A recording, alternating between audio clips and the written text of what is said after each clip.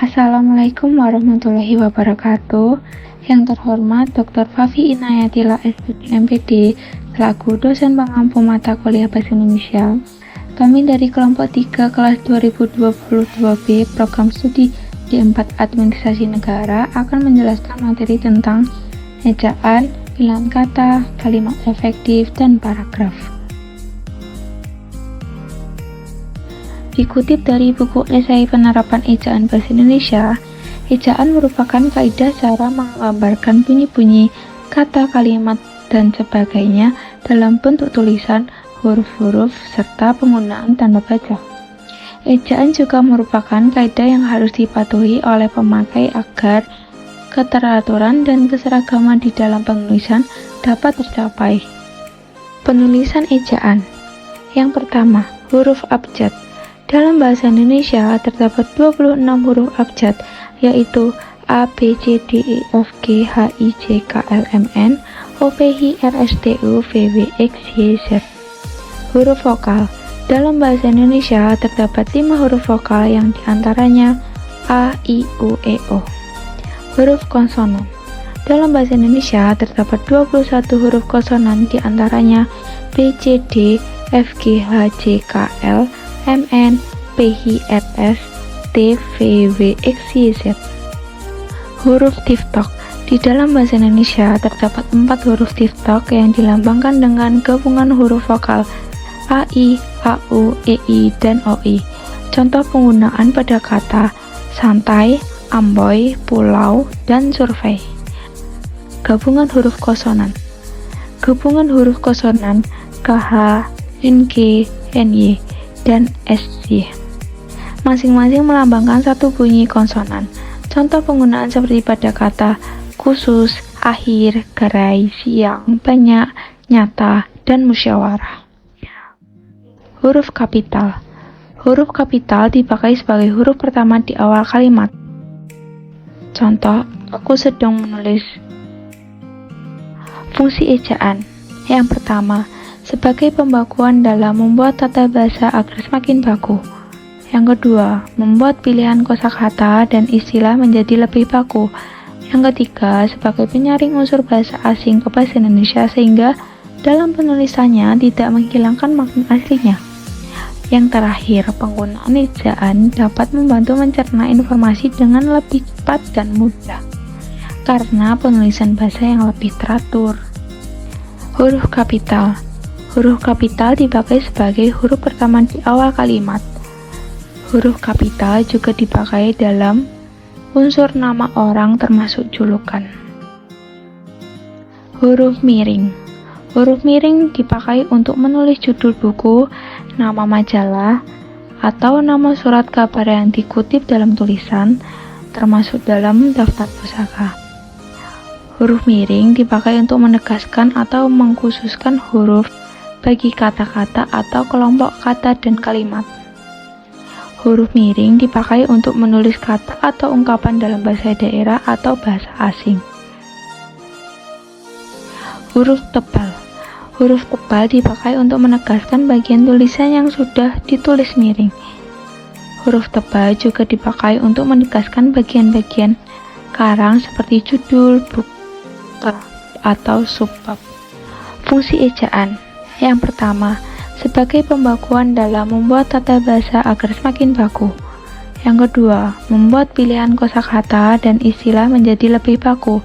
Yang ketiga, sebagai penyaring unsur bahasa asing ke bahasa Indonesia sehingga dalam penulisannya tidak menghilangkan makna aslinya.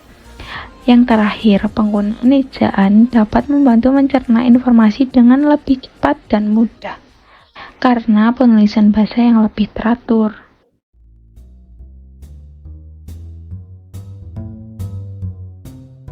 Kemudian untuk materi selanjutnya adalah pilihan kata atau diksi. Seperti yang bisa teman-teman lihat pada layar, pengertian dari pilihan kata atau diksi adalah kegiatan untuk memilih kata yang memerhatikan ketepatan dan kesesuaian dalam mengungkapkan maksud dan tujuan kepada penyimak atau pembaca, baik secara lisan maupun tulisan. Ketepatan dan kesesuaian sangat penting dalam rangka mengekspresikan maksud dan tujuan.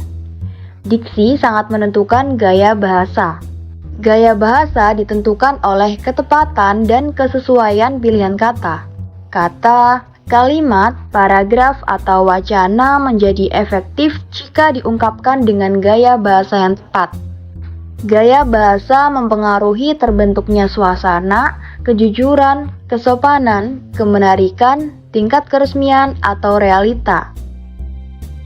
Selain itu, pilihan dan kesesuaian kata yang didukung dengan tanda baca dapat menimbulkan nada kebahasaan yang tepat, yaitu sugesti yang terekspresi melalui rangkaian kata yang disertai penekanan mampu menghasilkan daya persuasi yang tinggi. Pemakaian diksi yang baik akan membantu pembicara dan pendengar dalam menyelesaikan masalah. Gitu pula sebaliknya. Gagasan atau ide akan sulit diterima jika diksi yang digunakan salah sasaran atau tidak sesuai konteks pembicara dan pendengar. Selanjutnya adalah fungsi dari pilihan kata atau diksi. 3 di antaranya yaitu 1. Melambangkan ide yang diungkapkan secara verbal. Yang kedua, menghindari dan mencegah perbedaan persepsi atau interpretasi. Dan yang ketiga adalah mengefektifkan pencapaian target komunikasi. Kemudian, ada syarat-syarat ketepatan pilihan kata atau diksi. 3 di antaranya, yang pertama adalah membedakan secara cermat makna kata yang hampir bersinonim. Misalnya ialah dan adalah dalam pemakaian yang berbeda-beda. Yang kedua adalah membedakan makna denotasi dan konotasi dengan cermat. Denotasi yaitu kata yang bermakna lugas dan tidak bermakna ganda. Sedangkan konotasi dapat menimbulkan makna yang bermacam-macam dan lazim digunakan dalam pergaulan dengan tujuan estetika dan kesopanan.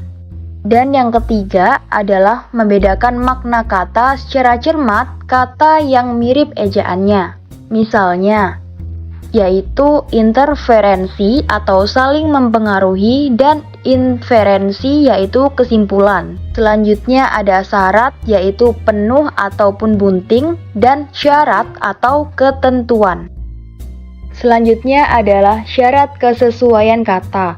3 di antaranya, yang pertama adalah menggunakan ragam baku dengan cermat dan tidak mencampur adukan penggunaannya dengan kata tidak baku yang hanya digunakan dalam pergaulan. Misalnya kata hakikat termasuk kata baku dan kata hakikat termasuk kata tidak baku. Kedua, yaitu menggunakan kata yang berhubungan dengan nilai sosial dengan cermat. Misalnya, kata kencing termasuk kata yang kurang sopan dan buang air kecil termasuk kata yang lebih sopan. Yang terakhir adalah menggunakan kata ilmiah untuk penulisan karangan ilmiah dan komunikasi non-ilmiah seperti surat menyurat dan diskusi umum dalam menggunakan kata populer. Misalnya yaitu kata argumentasi termasuk ilmiah dan pembuktian termasuk populer. Selanjutnya ada psikologi termasuk ilmiah dan ilmu jiwa termasuk populer.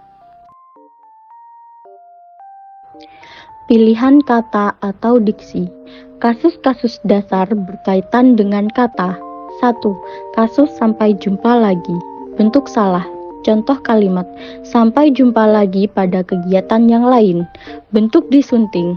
Contoh kalimat, sampai berjumpa lagi pada kegiatan yang lain. 2. Kasus merubah. Bentuk salah. Contoh kalimat, penelitian ini akan merubah penelitian sebelumnya. Bentuk disunting. Contoh kalimat, penelitian ini akan mengubah penelitian sebelumnya. 3. Kasus mentargetkan. Bentuk salah. Contoh kalimat, dia mentargetkan penelitian ini akan selesai dalam jangka waktu sebulan. Bentuk disunting. Contoh kalimat, dia menargetkan penelitian ini akan selesai dalam jangka waktu sebulan. Jenis makna. 1. Makna leksikal dan makna gramatika.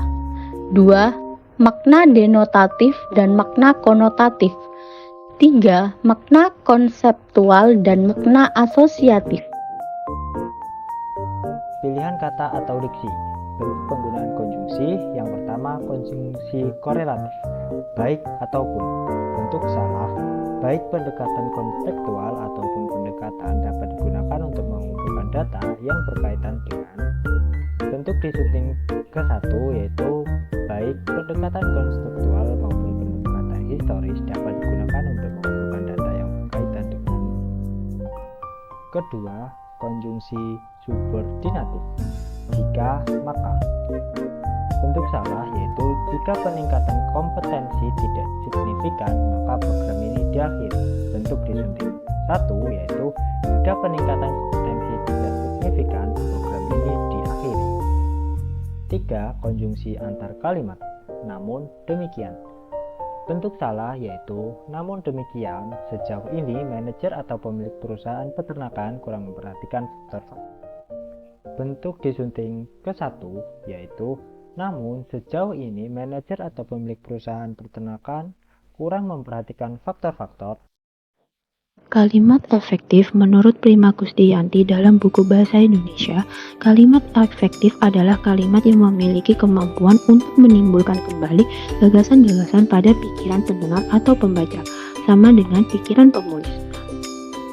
Secara umum, kalimat efektif adalah kalimat yang menyampaikan pesan, gagasan, ide secara tepat sehingga mudah dipahami. Syarat menjadi kalimat efektif: menggunakan kaidah kebahasaan yang baik dan benar. 2. Mengandung unsur penting. 3. Memakai diksi yang tepat. 4. Taat aturan ejaan yang berlaku. Fungsi dari kalimat efektif: pembaca mudah memahami dan pesan tersampaikan dengan jelas. Contoh kalimat efektif: Surabaya merupakan suatu daerah di antara kota besar di Indonesia.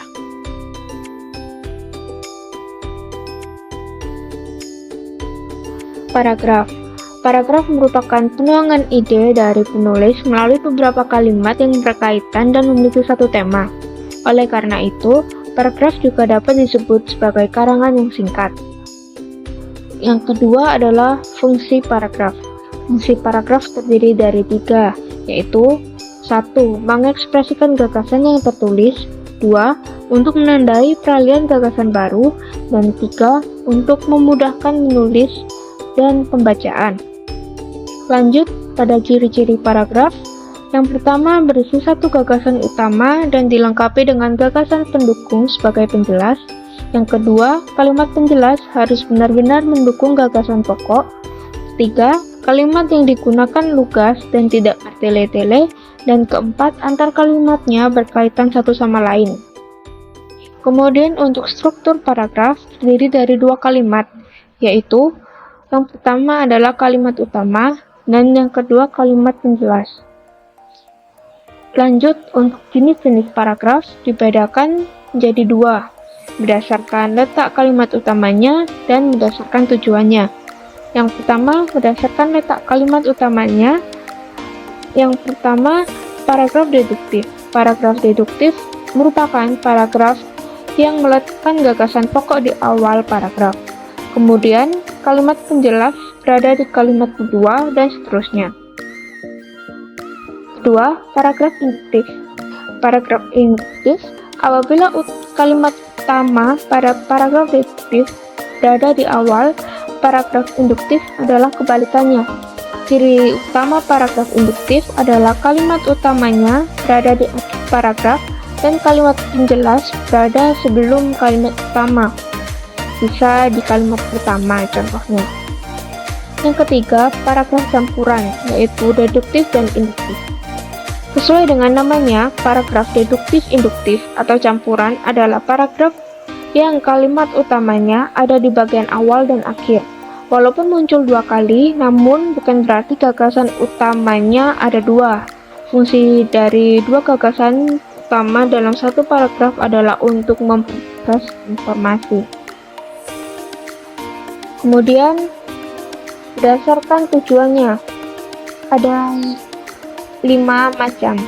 Yang pertama adalah paragraf narasi.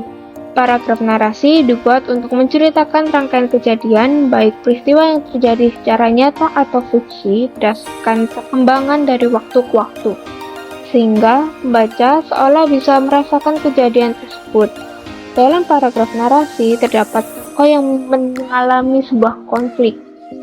Adanya konflik dalam paragraf narasi bisa menambah daya tarik sebuah paragraf. Kedua, ada paragraf deskripsi. Paragraf deskripsi adalah paragraf yang isinya mengenai gambaran sebuah peristiwa atau objek. Tujuan dari paragraf deskripsi adalah memberikan penjelasan untuk membaca terkait peristiwa atau objek yang sedang dibahas. 3. Paragraf eksposisi. Paragraf eksposisi berisi informasi ilmiah atau non-fiksi. Tujuan dari paragraf eksposisi adalah untuk memberikan informasi atau ilmu baru kepada pembaca. Menulis paragraf eksposisi harus berdasarkan sumber yang jelas, penelitian, pengalaman, atau pengamatan. Keempat adalah paragraf argumentasi. Paragraf argumentasi biasa ditemui di teks opini atau naskah debat. Tujuan dari paragraf argumentasi adalah menyampaikan ide, gagasan, dan pendapat untuk meyakinkan pembaca. Dasar dari paragraf argumentasi supaya penulis bisa berpikir kritis dan logis. Penulisan paragraf argumentasi harus berdasarkan fakta yang bisa dipertanggungjawabkan. Dan yang terakhir adalah paragraf persuasi. Paragraf persuasi adalah paragraf yang diajakan. Tujuan dari paragraf ini adalah untuk membujuk membaca agar mau melakukan sesuatu yang diinginkan penulis, supaya pembaca tidak buktinya. Kalian bisa tambahkan bukti yang berisi fakta dan data-data. Demikian presentasi dari kelompok kami. Mohon maaf bila terdapat kekurangan maupun kelebihan dalam penulisan kata ataupun pengucapan. Sekian dan terima kasih.